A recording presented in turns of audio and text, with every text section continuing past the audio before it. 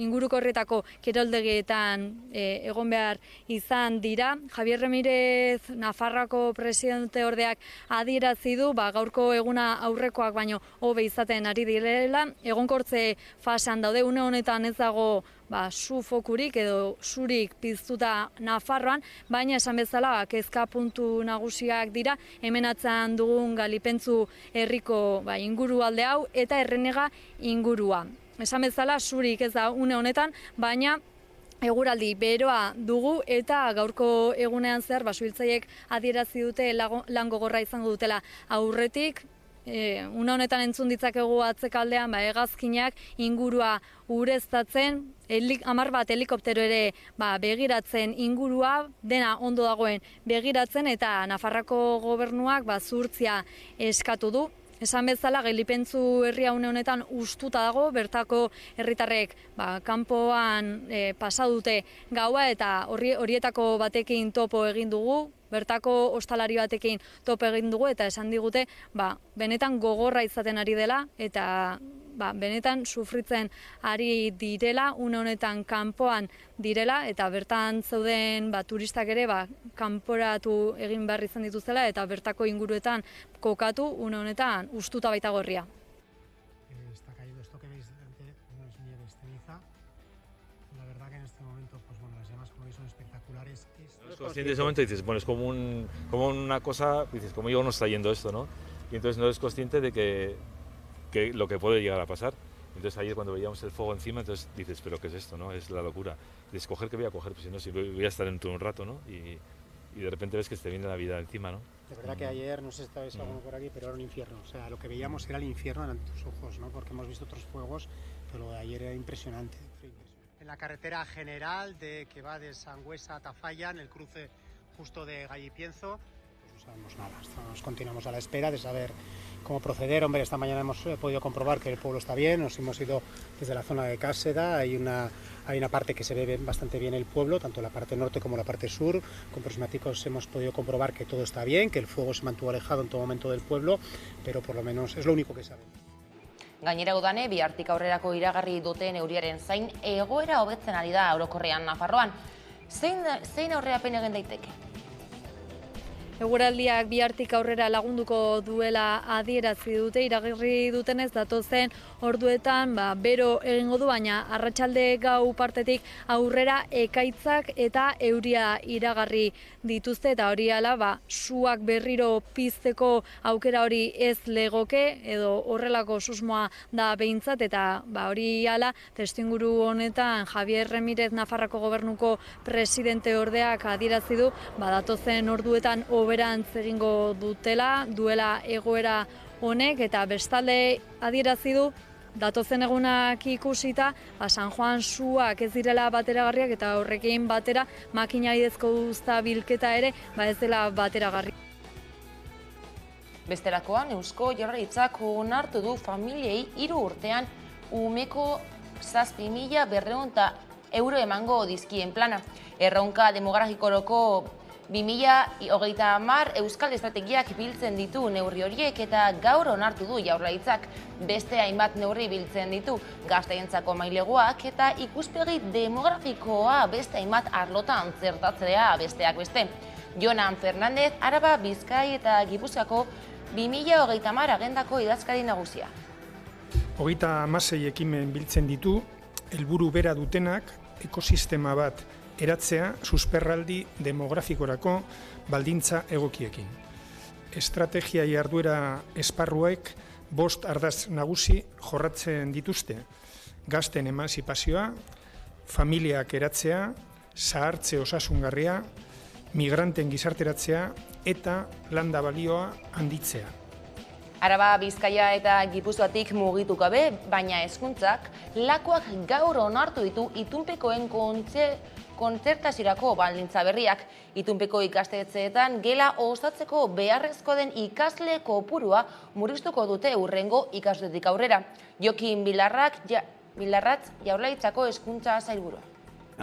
Jartzen ari garen baldintzak gure ustetan ezin hobeak dira, ulertzen degulako zein egoera da guazen, baino baita ere, ez hori bakarrik, nahi degulako gure hezkuntza sistema baitere erreferente bat izatea, kalitatezkoa izatea, baitere ekitatez, berdintasunez landuko duena, baina baitere nolabait bikaintasuna erreferente bezala edukiko duena. Osakidetzaren desegitea eta lehen arretak duen egoera kezkagarria. Hori da salatu nahi dutena Tzatze, ELA, LAB, Comisiones Obreras, UGT eta SK sindikatuek eta datorren igandean, hiren 26an, bertan deitu baitute manifestazioa. Bart ordea Zagarduik inbertsioak eta profil profesional berriak iragarri ditu lehen arreta indartzeko. Aurreko hitzaldian lehen arretako estrategia ezagutzen duzuena burutzeaz eta martxan ditugun hainbat ekintza zein inbertsio aipatu nituen. Perfil profesional berriak garatzeari buruz hitz egin nuen. Ez dugu bilatzen inor ordezkatzea. Guztiak dira beharrezkoak eta osagarriak haien artean. Lehen arreta bermatuta dagoelarik gertukoa eta kalitatezkoa izaten jarraituko duela, hori baita gure estrategiaren funtsa. Zentro berriak egiteaz gain edota eraikinak handitzeaz gain, ia 5 milioi euro inbertituko ditugu aurten osasun zentroen irisgarritasuna hobetzeko. Lakoako albisteen bueltakoekin bukatzeko, torturaren biktimei laguntzeko nazioarteko eguna baliatuta Eusko Jaurlaritzak praktika iraingarri hori arbuiatzeko aitorpen bat adostu du Gobernu Kontseiluan eta biktimei laguntzeko eta aitortzeko borondatea adierazi du. Tortura bereziki iraingarria da eta gizakiaren duintasunaren aurka egiten du. Torturaren praktika sistematikoa eta orokorra gizateriaren aurkako krimena da. Nazioarteko komunitateak espresuki gaitzetsi du praktika hori, akordio, adierazpen, ebazpen eta tresna ugariren bitartez. Torturaren biktimei laguntzeko nazioarteko eguna dela eta Eusko Jaurlaritzak bat egiten du aipamen honekin eta aldi berean berretsi egiten du torturaren aurkako kondena. 2 urte igaro dira Gasteizko tranbia Salburua auzora eramateko lanak hasi zirenetik eta azken txanpan dira obrak.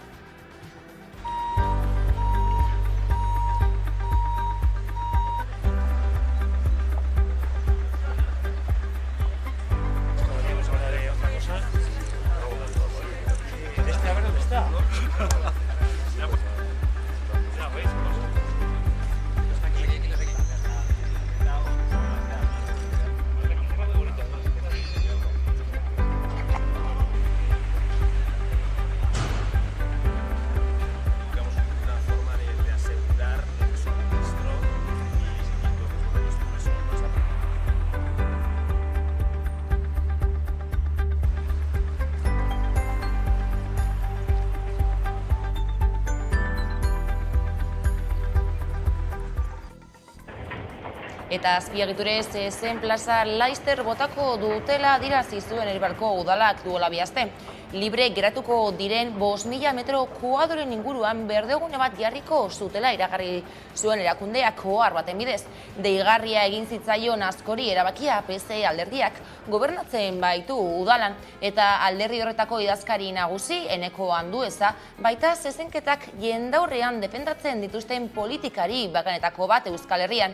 Baina udalak atzera egin du azken egunotan eta jarrera aldatu du. Gipuzkoako hitzaria izan dionez, azaldu dutenez, planean ez dago zezen plaza botatzea. Berdegunea egiteko asmoa dagoela bai, baina horrek ez duela esan nahi zezen plaza nahita ez bota behar dela. Bestalde, Madrilek legealdi honetarako hitzeman duen etxebizitza legeaz eta horrek dituen zirrikitu, muga eta blokeo egoerari buruz gurean hitz egin du Andrea Bartolo Atzet etxebizitza sindikatuko kidea. Orokorrean irizpideak utzik deklaratzeko etxe bat dira oso malgua eta tranpatiak. Elaren arabera, gainera datu ofizialak erabili dituzte eta haiek esaten dute behintzat 8.000 etxebizitza utz dauzela. Beste datu batzuk oso inpatante direla, esatia, Euskal Herrian ia etxebizitzaen 10% utzit dagoela. Hau da, utzik, ulertuta, abandonatuta eta edo bigarren etxe bizitza. Ikusten dugu olako etxe bizitzaren arrazoen erdian 10% utzik izatea. Nafarroara bueltatuz, gaur goizean Enrique Maia alkateak eta Maria García Barberena kultura eta bertasuneko zinegotzi ordezkariak 2022ko San Ferminen jaitako egitaraua aurkeztu dute.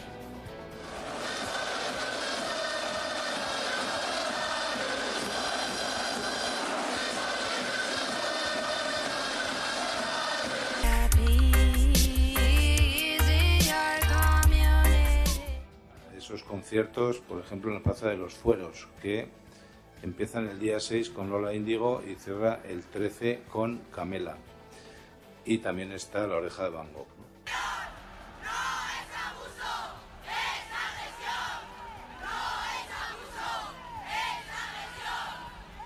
Lanzamos una campaña para recordar que Pamplona es una ciudad comprometida en contra de las agresiones sexistas.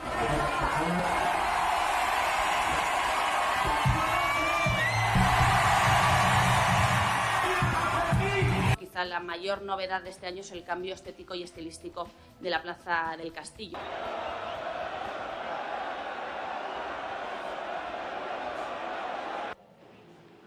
Ekonomia arloan berriz labek salatu du Confebask Euskal Autonomia Erkidegoko auzitegi nagusian etxeko langileen negoziazio kolektiborako eskubidea urratzeagatik.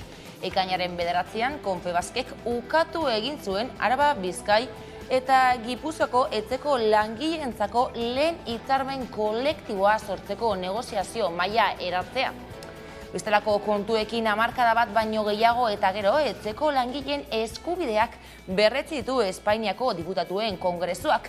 Hemendik aurrera gainerako sektoreak dituzten lan eskubideak izateko prozesua hasiko da.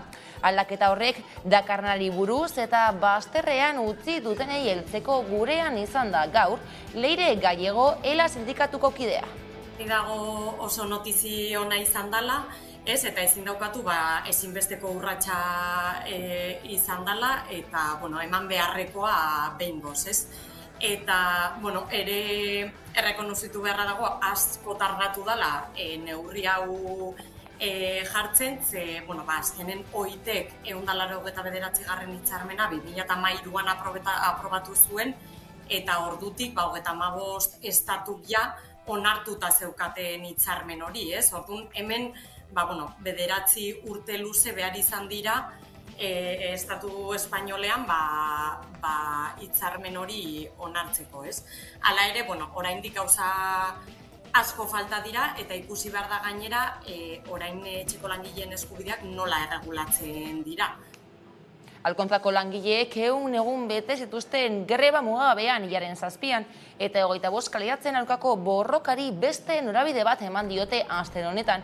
3 eguneko kanpaldia hasi baitute.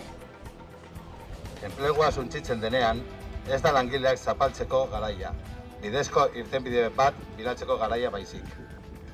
Eusko Jaurlaritzak gure herriaren enplegua eta etorkizuna industriala bermatuko duten industrial politikoak egin ditzan behar dugu. Horregatik, Eusko Jaurlaritzari eskatzen diogun neurri eraginkorrak har ditzala, alkontzaren enpleguaren eta etorkizunaren bermatzeko. Horregatik, ez dugu nahi auzitegi batek gure etorkizuna erabakitzea. Denbora horretan, guzti horretan, ez gara besoak gurutzatuta geratu, eta etorkizun duin baten alde borrokatzen ari gara. Eta oraindik, garaiz... Maiatzaren egindako 3 greba egunen arrakastaen ostean, Arabako metalgintzako sindikatuek beste 4 deialdi antolatu dituzte. Oraingoan, ekainaren 30an, irailaren 21an, 22an eta 23an egingo dituzte lanuzteak. Horin helburua da, SEA patronarekin egin nahi dituzten negoziazioak desblokeatzea. 4 urte daramatzakete sindikatuek lan hitzarmena berritzeko lanetan, eta ordea, diotenez, patronalak bere horretan dihardu. Metalaz eta grebez azken berri bat, Gasteizko Mercedes-Benz lantegiko sindikatuek eta datorren asteazkeneko greba deialdiari eutziko diote, hitzarmen kolektiboa adosteko negoziazio mailaren 35. bileran aurrera pausorik eman ez dela iritzita. UGT sindikatuak ohar batean azaldu duenez, batzarrean zuzendaritza akordio faltarekin kezkaturik agertu da. Gauzak horrela hitzarmen kolektiboaren negoziazioan ez dute aurrerapausorik eman azken ostiraleko bileran. Gainera aldeek ez dute berriz batzartzeko hitzordurik itxi. Beraz, bihar asteazkenean greba egingo dute 3 txandetan. Ekonomiaren eremua euskalduntzeko ibilbidean, ekonomisten euskal elkargoak kontabilitate eta auditorietza hiztegi terminologiko berria aurkeztu du gaur. Hiztegi zein hutsune betetzeko sortu duten galdetu diogu Ainhoa Zaitua elkargoko euskara komunitateko kideari. Urteak kontabilitate itzulpenak eta terminologia lantzen, baina orain direke pasu gehiago eman behar dira. Batzutan arauak inglesetik eta gero gaztelera aldatzen doaz, eta horrek eskatzen du gero euskaraz ere terminoak oraindik ere berriak bilatzea edo bentsat erabiltzen ditugun desberdinen artean ere konvergentzia bat, ez? Eta orduan dauzkagun zalantza horiek argitzera dator hiztegia. Egin nahi dugun ekarpena ekonomisten elkargoko euskara batzordetik lan eremua euskaldun alizatea. Badakigu enpresa askok erabiltzen dutela, erakunde publiko askok ere, eta horrela proiektu honetan parte izan dute agente desberdinek, eta benetan denontzako lana da, beharrezkoa den lan bat. Nazioartean Ukrainak babesa lortu du aste honetan Europar Batasunean sartzeko herrialde hautagaiaren estatusa lortzeko. Ukraina hautagaitzat jotzearen alde egingo du Bruselak, Kievek erreformak garrantzitsuak egingo dituelakoan, besteak beste eremu judizialean edota korrupzioaren aurkako lanean. Ane Irazabal, Berlin. Badaude bi irakurketa alde batetik buruzagiek ofizialki esan dutena, hau da Draghi, Macronek eta Scholzek ofizialki adierazi dutena, Ukrainarekin daudela, Ukraina babesten jarraituko dutela, Ukrainari arma pisutsuak bidaltzen jarraituko dutela, eta beste alde batetik dago off the record aipatzen dena edo azpimarratzen dena, eta da nolabait Rusiarekin lehenago edo beranduago hitz egiteko beharra dagoela, Putinekin Zelenskik hitz egin beharko dukeela, eta negoziazio horretan zer sakrifikatzeko preste egongo litzatekeen Ukraina. Momentu Zelenskik ez du horri buruz hitz egin ere egin nahi, entzun ere egin nahi, baina egoera eta gerra luzatzen ari den heinean batez ere Donbass eremuan konkretuki ezarriz, horrek esan nahi du nolabait Ukraina asko ahultzen ari dela testuinguruan, eta hor Europako potentziek izango dutela presio gaitasuna, baina hori ziurrezki datozen asteetan ikusiko dugu. Kultura arlora jauzi Arabako bertsolari txapelketaren irabazle Peru Abarrategi, Hamaika telebistako lantalderekin bildu da finala nola bizi duen azaltzeko. Arabako bertsolari txapelketaren finala Peru Abarrategi Aramaiotarrarena izan da. Oholtza gainean lagun izan zituen Manek Sagirre, Oiane Perea, Iñaki Binaspre, Xabi Goa eta Paula Milburu. Askotan esan dut uste dut oso zaila dela kanpotik ezagutzen ez gaituen jendearen txat imaginatzea, ez azkenean ez diot ona baizik eta oso harreman estua da. 6tik 4 ginen hemengoak Aramaiokoak, 5. Oiane nire lankidea da eta 6. Binaspre betidanik oso harreman estua izan berarekin eta egia esan konplizidade maila oso altua geneukan eszenario gainean eta uste dut horrek ere lagundu zidala. Manez niretzat, nire bizitzan izan da fase asko pasatu ditu Manezek, ez? Zuk dituzunean 10-11 urte eta bertsoa gustatzen zaizkizunean, Manez da zure referentea. Ondoren bertso eskolara apuntatzen zara eta Manez da zure irakasle. Gero abesten duzu derrepente berarekin batera, orduan da bertxokidea, bihurtzen da zure laguna. Niretzat oso pertsona berezi bat da, berak ere badaki hori. Eta, baina egoera berezia zen eta egoera hori berarekin partekatzea izan da la leche niretzat. Bere etorkizuna bertsolaritzan positiboki ikusten du, egiten duenaz disfrutatzen, alegia. Bestalde, Arabako bertsolaritza momentu oso onean dagoela antzematen du. Pentsaten naizela aspertuko bertsotan, ez diot nire buruari helburu handiegiri jarriko. Gustatuko litzaidak, nik uste dut orain arte disfrutatu dudala. Eta gustatuko litzaidak hemendik aurrera ere disfrutatzea, ez? Badakit azkenean nola bertsolaritzan momentuko kontua izaten den, egun batzutan tokatuko zaidala pixka bat txarrago kantatzea eta beste batzuetan pixka bat hobeto. Espero dut ez frustratzea gehiagi txarto egiten dudanean, eta ez da ere burua ez dadila goregi joan ondo egiten duzunean, así que, nik uste dut dagoela momentu oso honean. Beti izan gara nahiko, bueno, esango kritikatuak ere ez, baina nahiko itzalean bizi izan gara, Araban, bertsolariok. Orain ikusten da gazteak, nire adin ingurukoak, hogeitiko 25-era gazte pila bat daude, eta 14-tik 18-ra eta gehiago, ez? Eta uste dut horrek ondo hitz egiten duela, Araban egiten ari garen lanari buruz, eta esango nuke, osasuntsu dagoela momentu honetan, eta horrek pixka bat etorkizuna ere bermatzen duela. Euskal Herriko txapelketan aritzea ilusioz eta gogotsu hartzen du, halaber ardura puntu batekin ere. Hori izango da gozada bat, ez? Azkenean karambola asko behar dira Arabako bertsolaritzan leku horretan amaitzeko, Euskal Herriko txapelketan 4 urterik behin jokatzen da, eta bakarrik 2 pasatzen gara Arabatik. Baina bai, tokatu zaitea bestea, izango da oso bertsolari honekin inguratuta, ni saiatuko nahi saldudanik eta ondoen egiten. Ardura puntu batekin hartzen baita ere Arabaren representazio hori, baina disfrutatzen saiatuko nahi. Bertsolaritza modu desberdinetara bizi daitekeela uste du eta gainera euskara modu ludikoan bizitzeko aukera ona bezala ikusten du. Txapelketa irabazi izanak berarentzat eta familiarentzat oso garrantzitsua izan dela onartzen du. Eskolaz eskola aritzen naiz bertsolaritza ematen 10 eta 11 urteko txikiekin. Zer esango nieke? Gustatzen bazaie jartzeko, ez? Azkenean pixka bat igual lotxa ematen du hasieran. Nik uste dut hortik deno pasatu garela. Baina, gustatzen bazaie animatzeko. Eta uste dut gainera euskara modu ludiko batean bizitzeko modu ona dela bertsolaritza. Bakoitzak investigatzeko, ez? Ea zer gustatzen zaion egitea eta jakin dezala beti izango duela gure laguntza, beti izango duela nagusiagoen laguntza eta egingo dituela lagun ederrak bertsolaritzaren barruan. Txapela eman nion amonari eta gero igual luzera orain konturatu naiz igual ezela izan erabakirik onena, ze amonak ez du soltatuko txapel hori inoiz. Orduan, por si acaso, ospakizunetara joan ginenean, por si acaso txapela Aramaiora bidali nuen. Horrek ere joko pixka bat eman zuen, etortzen ziren lagunak eta jartzen zizkiaten bizerak eta horrelako kontuak.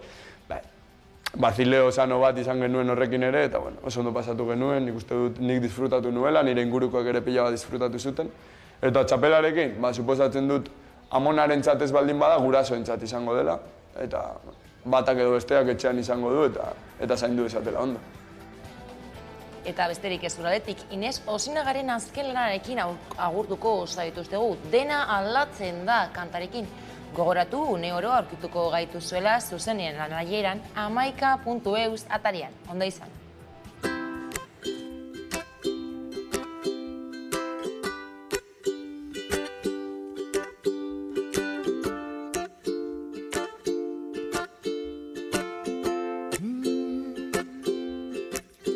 Aldatzen da azalekoa, muina ere aldatzen da. Aldatzen da pentsaera, mundua den aldatzen da. Klima aldatzen da aroz, eta taldeak zelaiz. Den aldatzen da beraz, ez arritu aldatzen banaiz.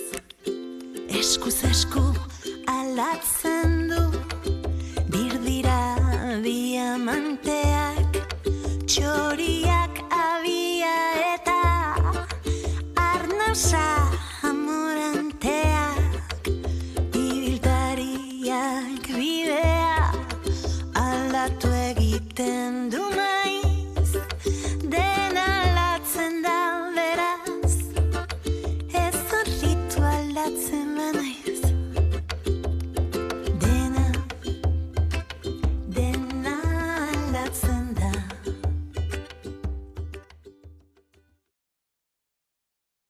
Thank you.